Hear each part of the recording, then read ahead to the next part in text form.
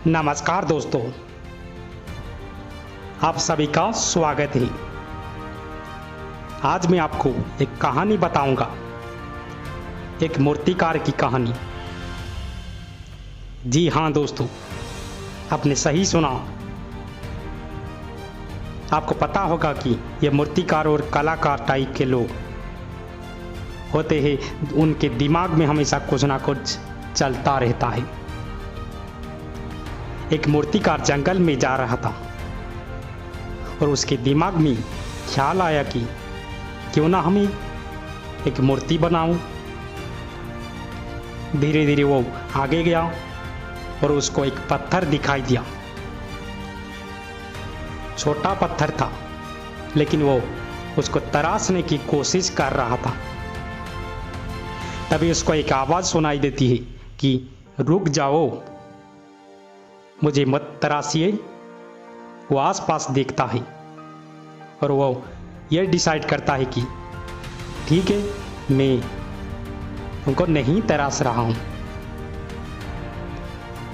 थोड़ी देर बाद आगे जाता है तो बड़ा पत्थर दिखाई देता है। वो सोचता है कि मैं पत्थर पर बहुत अच्छी मूर्ति बना सकता हूं। उसने ऐसा ही किया और उस पत्थर पर बहुत अच्छी मूर्ति बनाई, लेकिन पत्थर ज्यादा भारी था और उसको ले जाने में उसको दिक्कत आई।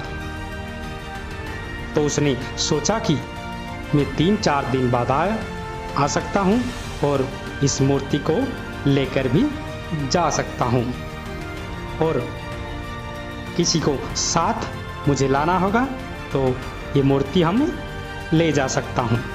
तो वो क्या किया ना, गांव में चला गया।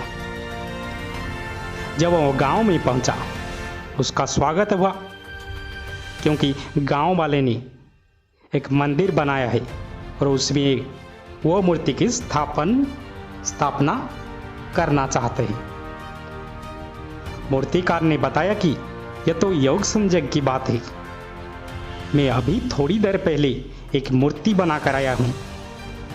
तो गांव वाले उस पत्थर को उठाकर लेकर आ गए और पत्थर की पूजा भी हुई।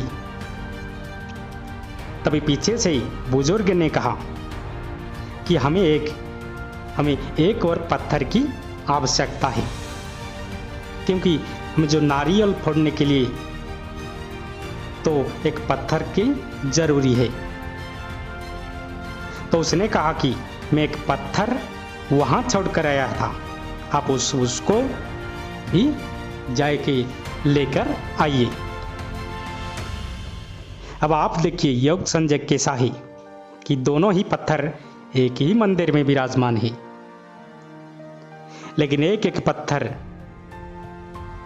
पूजा जा रहा है और दूसरे पत्थर नारियल फोड़े जा रहे थे, क्योंकि उसने परेशानी का मुकाबला करने से मना कर दिया था। कौन? जो नारियल फोड़े जा रहे थे, वो परेशानी का मुकाबला करने से मना कर दिया था। वो प्रतिरोध और प्रताड़न झेलनी पड़ती थी। किसको? जो मूर्ति हुआ था, जो मूर्ति की पूजा कर रहा थे, उसने प्रतिरोध और प्रताड़ना झेलनी पड़ता। क्योंकि जब लोहे को तराशा आता है तो उसको पीटा जाता है, कूटा जाता है, तो सोना तभी सोना निकलता है। तो अगर आप इन चीज़ों से दूर भागते हो तो कहीं ना कहीं आपको अपनी मंजिल मिलने में काफ़ी वक्त लग सकता है।